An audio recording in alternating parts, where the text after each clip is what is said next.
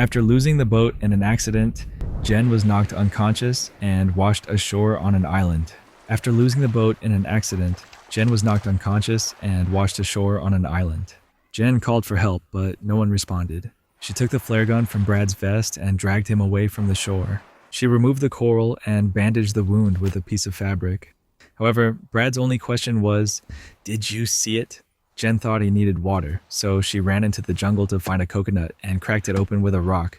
But when she returned, Brad was already dead.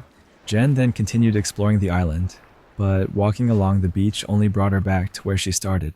She ventured into the jungle and found several items that seemed to have been there for a while, abandoned. Jen called for help again, but no one answered. She rummaged through a bag and found some medicine, then opened the cooler and found some sealed soda bottles. She also discovered more items under a pile of leaves. Jen found a small metal box containing matches, sailcloth, and a bag of toys. Suddenly, she heard a strange noise and went to investigate. The noise came from a hollow tree, and when she looked inside, a bird flew out, startling her. Jen then covered Brad's body with large leaves, noticing the sun was setting, and looked for a place to spend the night. Before it started raining, she covered herself with that sailcloth and placed some items outside to collect water. The following morning, Jen found tons of dead fish on the shore and started collecting them in a bag. She was also shocked to find a dead shark with deep gashes on its body. Jen used rocks to chop off the heads of the fish and stored them in the cooler for later consumption. When checking another bag, she found a notebook and tried to read it, but the water had blurred all the writing. Inside the notebook was a photo of a couple, which made Jen feel lonelier than ever. The next time she explored the island, Jen found a pile of stones and a cross-shaped branch, realizing it was a grave. This made her decide to dig a hole in the sand.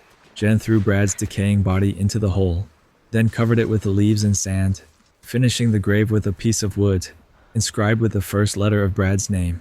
That night, Jen hung the sailcloth, the rips in it resembling the wounds on the shark, then used a match to start a fire and cook the fish. The next morning, Jen was horrified to find Brad's body gone, and the grave was filled with blood. Sensing something dangerous was lurking, she used rocks and a branch to make a ball, then took a log to sit on, keeping her eyes on the forest. Eventually, Jen fell asleep, but in the middle of the night, she was awakened by a strange noise. However, she saw nothing in the trees and thought it might be from the fire. The next morning, Jen noticed some objects floating near the shore, so she waded into the water to retrieve them and swam back. She dove underwater to check if there was anything else, and was startled to find a strange hole at the bottom of the ocean. She didn't dare get closer and swam back to shore with the new items. In a suitcase, she found a pile of clothes and changed into a warmer set. That night, Jen checked the box again and discovered photos of the deceased owners. Suddenly, she heard the sound of a plane flying by, so she immediately ran to the shore to fire a flare. But unfortunately, the plane didn't see it, and when the flare fell into the sea, it revealed the shape of a large monster. Frightened, Jen quickly turned back to grab the spear and ran into the forest to hide. The monster stepped onto the island, searched through the bushes but couldn't find Jen, and left without attacking. The next morning, Jen realized the monster had ransacked her camp. When she picked up the old photos, she noticed the monster's eyes behind them. Desperate to escape, Jen stuffed 2 life jackets into her suitcase and took it into the water to use as a raft. But the suitcase wasn't sturdy enough to hold her weight, so Jen angrily threw it back onto the sand. Before sunset, Jen hid inside a hollow tree to sleep safely. In the middle of the night, she was awakened by the sound of the monster returning to the island. The monster picked up a log and began rolling and pounding it against the tree, forcing Jen to stay as still as possible to avoid making noise and protect her head. After a while of shaking and growling, the monster grew frustrated and finally left.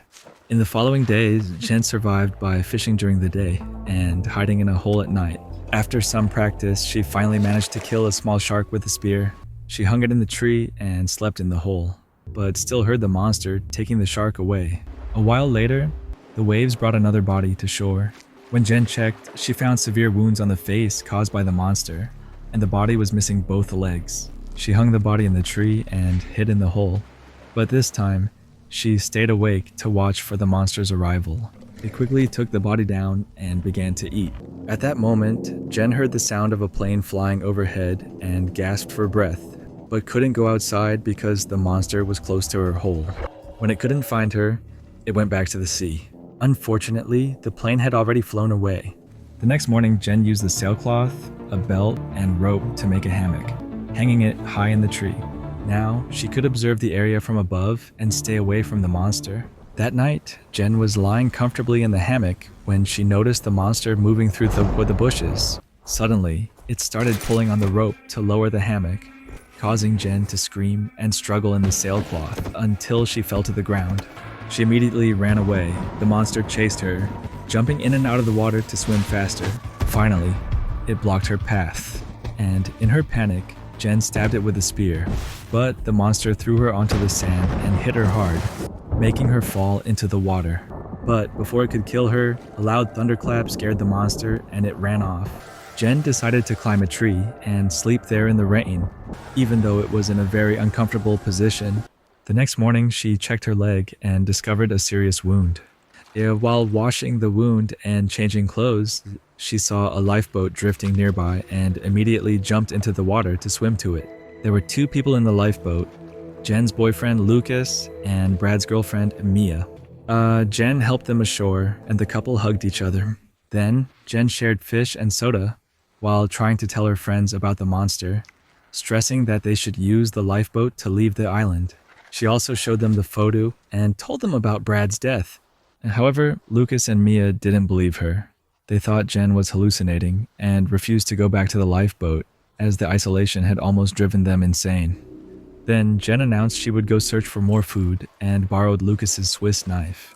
When she opened the knife to clean the fish, she saw blood on the blade and became suspicious. She tried to convince her friends to leave again, but an argument broke out, ending with Lucas yelling at her. After that, when Lucas and Mia were distracted, Jen packed up her things and placed them in the lifeboat, then pushed it out to the sea to escape. However, her friends saw her and ran to stop her.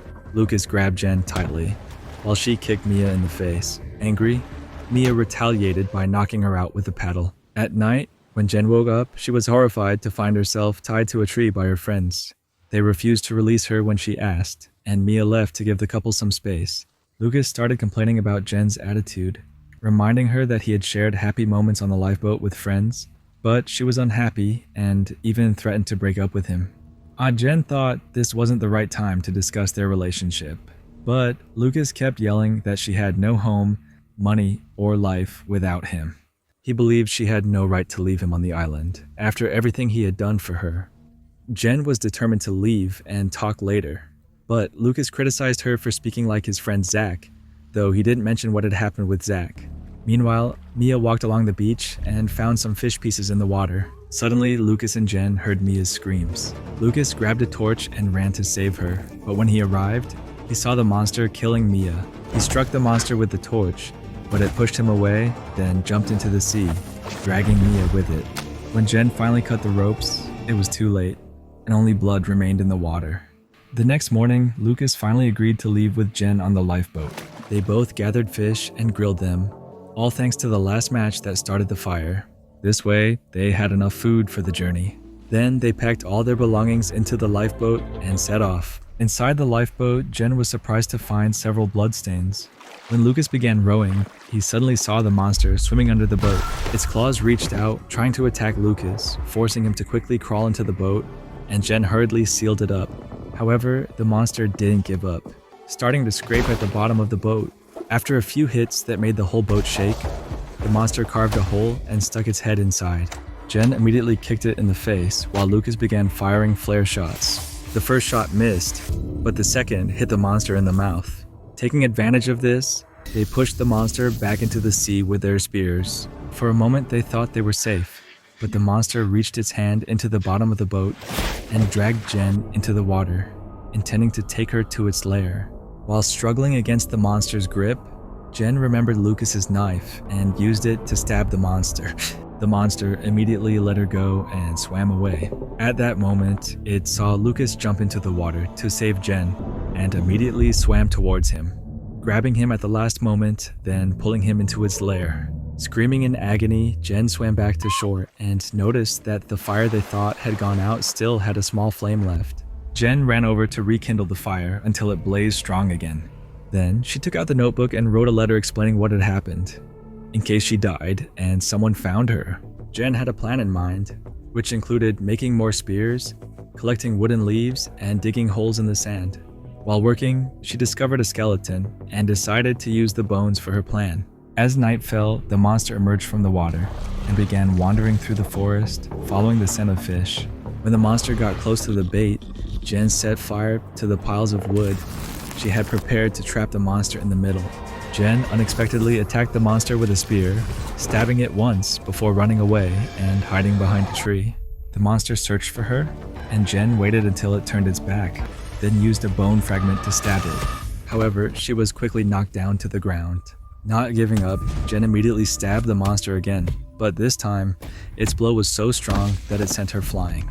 Seeing that the monster was bleeding and in pain, Jen was determined to keep fighting. She stabbed it again and again, using any bone she could find, sometimes getting hit in the process. The monster pinned Jen to the sand, and she stabbed its arm to free herself. But the monster didn't give up. It grabbed her leg and pulled her closer, then lifted her by the face.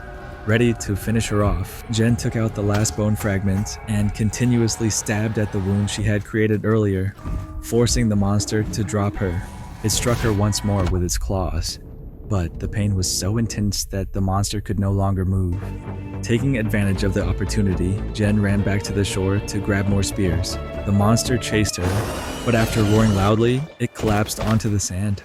Though it was still breathing, the monster no longer had any strength, and Jen stabbed it repeatedly until it was dead. Jen took a piece of the monster's tough shell and used it to chop off its head. With the head as proof of what had happened, Jen began to move toward the raft.